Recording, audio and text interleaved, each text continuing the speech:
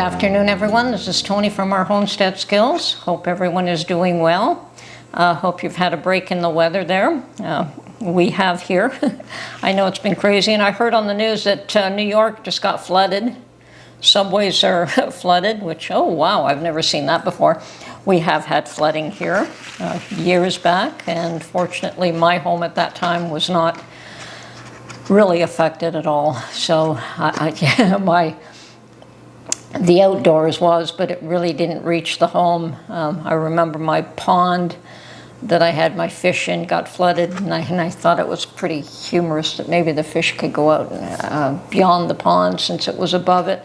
But that didn't happen, and then I realized that that was actually not a humorous thing at all, that all that flooding could cause a lot of damage, and it didn't take me long to figure that one out. But yeah, I think a lot of people's homes were in a very bad state, so pretty ugly when that kind of stuff happens. Anyway, hope the weather has cooled down for you. It has for us here. We have had a heat warning here for a number of days. I think probably well into 5 days, but most of it is finally passed now. And I motioned to Mark, I think it was yesterday, telling him that the weather has cooled, and he he stepped outside and opened the door. It was the first thing in the morning, of course, so, and came back in. He said, yeah, winter's here. And he doesn't like the cold, but it's not, it's just you've got this feel in the air that things are starting to chill down. But we've still got a fair bit of summer left, so it's going to warm up again. We just had that crazy fluctuation where it gets really, really hot, and then poof, you know, you're down 20 degrees. I don't know if you experience that where you are, but that is the kind of weather we have here. One day it's really hot, the next, 2 days later, you're putting a sweater on. But anyway, the cooler air is refreshing. It's great. No air conditioning, thank God. I hate air conditioning. But anyway, so that's done. And as you can see, I took care of my lavender. I have my lavender basket here behind me. And eventually I will loosen up all the lavender bits and start making lavender sachets. But for now, I'm just enjoying the aroma and leaving it sitting in the room. Anyway, I've also done a few chores. I've made another whole batch of meatballs. We seem to, every time we come back from down south, where we don't have access to my home canned tomatoes, we seem to move towards wanting pasta pretty much right away. So I thought I'd better get some more meat. Mark likes the meatballs. It's quick and easy, and it's meat. And making pasta and meatballs is very quick, very easy. And so I made another batch this morning, and that's in the freezer right now. There's no point in showing it. And I didn't forget the eggs this time. But that's, sometimes when you don't do something for a long time, like my pressure canning, I forgot to vent for a full 10 minutes. I won't do that again. But yeah, it does happen when you don't do something for a while and you think you know it all. It comes back to haunt you. You make a mistake, but it's all good. Actually, yesterday I decided to get out and about and see if I could find any treasures. I had gone out earlier and I picked up a propane burner that I was looking for. I think I commented that yes, I found a few stores that had them, and probably this time of year more and more shops are going to have them. I also heard that Costco would have them, and Canadian Tire certainly has them. And I did find this at my local store locally that sells aluminum products. Quite a lot of aluminum products. They used to also sell the tomato machines, but they told me that they stopped importing. They almost went out of business. They almost sold everything and shut down. And when they did that, they found that they sold a whole bunch of inventory and decided that they would stay open, only downsize. And what I understand is that that's what they've done, and they managed to stay open, which I'm glad of, because they have products that, well, yes, you can get them elsewhere, but it always costs you more. Anyway, and they're local to me. They're very close to me. So I did pick up my propane burner from them. Unfortunately, I cannot find the tomato machines from them that I used to find, but I'm not in the market for one, so I'm good. I have my manual one in the US and I have my electric one here. So I'm good for that. But anyway, so I decided, as I said, to go out and see if I could find any more treasures. And I went first to Dollar Tree.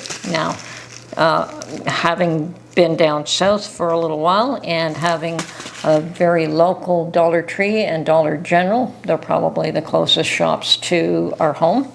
And so whenever I needed something, I would pop into either one of those two if they had those products available. And if the quality wasn't necessarily the big factor. I mean, things like tools, you go to Ace Hardware or you go to Home Depot or things of that nature. But for your everyday, kitchen needs, kitchen supply needs, or, a few little things that they have to offer, they were the best place to go to.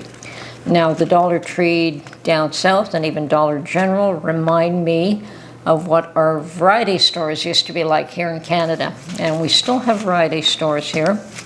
But the big, I guess, Dollar Tree chain, or dollar chain is Dollarama, and they're very good. They have quite a number of things, but they're not just $1.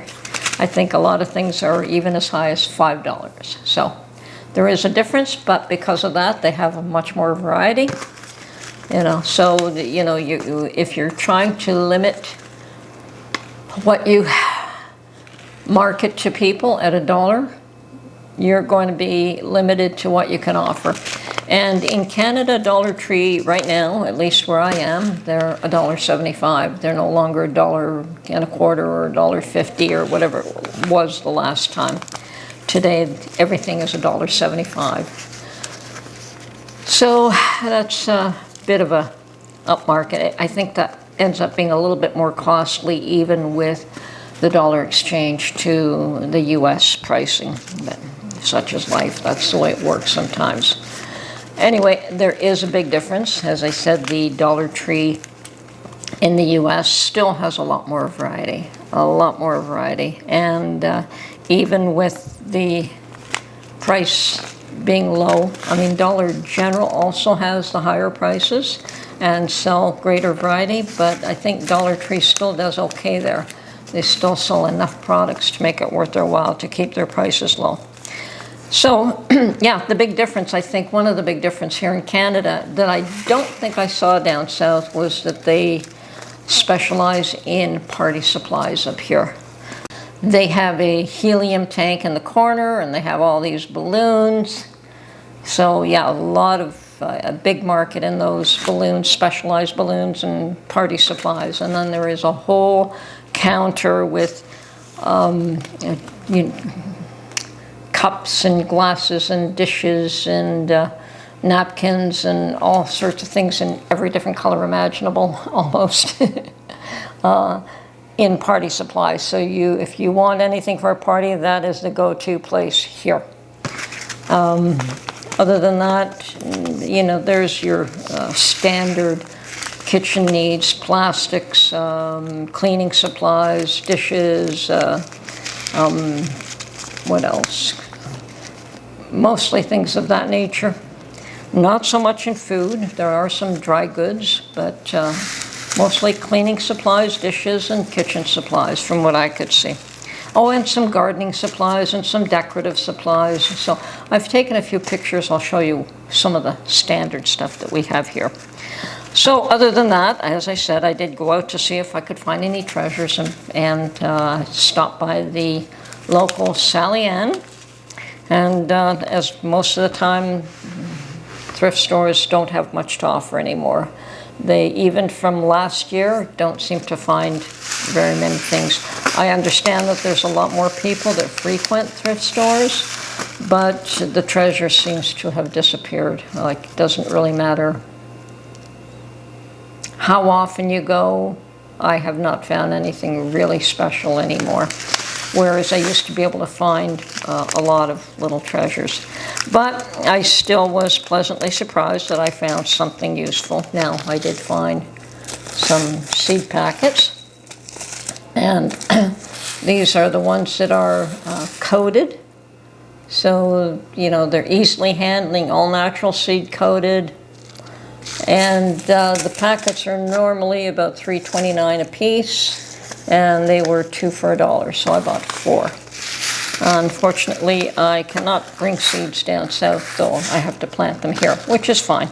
I mean, I still keep a garden here, and I intend to do a better job of it next spring. And other than that, I also found this wonderful seed starting kit. And I'm sure you've seen these in Walmart and in Home Depot. We have Home Hardware here as well. But they are normally about $25 a piece for this 72 peat pellet kit. It comes with a tray, with a dome, with the peat pellets, and you know, you just add water, add your seed, cover it up, and away you go. And I looked at it when I first saw them there, and I did see the original price that was posted, and these were normally about 24 and change, just under $25, and then they had the smaller ones that were, I think they were $10, $15, can't recall. But then I took a closer look, and there was a price tag from the Salvation Army, and it was $3.99. So at $3.99, I couldn't pass it up. So I did buy one, and I believe that I can start almost everything that I need for plants for the spring for next year in one of these, but I may go back and get a second one. And you can replenish the little pods if you look after the trays. Unfortunately, the trays are very fragile, but if you do look after them, you can probably refill them, get a little more pods, and start more seeds. Or if one of them fails, you can move things around and replant them. I've seen that happen as well. So yeah, this was quite a surprise. Like I said, I haven't seen anything worth buying in a long time. Certainly they have books all the time, but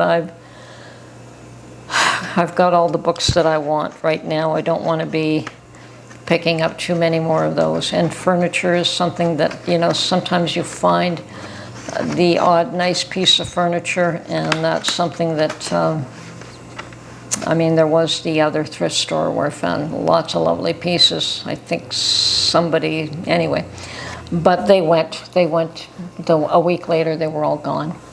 Anything that is nice does not last long at a thrift store. But anyway, that was my great buy. And I am going to go back and get another one. So that's it for now. I am planning for gardening for next year. And that is something that you have to do. You can't just say, hey, I'll start thinking about it in the spring. And when you do that, that's when you run into trouble. And that's what happened to me this year. But that was because we were down south from, I believe it was February, from February to mid-March. And that is normally the time that I would plan for gardening for here. So I just got to think ahead this year and learn to schedule my time and what I have to do when in order to accomplish the goals that I want in both places. As I said, pretty soon I will be canning up more tomatoes here. It being pretty much August now, and I think within a week or two all the harvests will start coming in. So I will be looking at harvesting or canning up corn and tomatoes and all kinds of things. I still have some pickles that I made. I have lots of bread and butter pickles that came from my own garden, so I'm good there. But I have to look and replenish and see what I need and make sure that I stock up all the goods that I need here. And then look to see what I can do down south in the autumn. But right now, my focus is here. Anyway, talk to you real soon. Bye for now.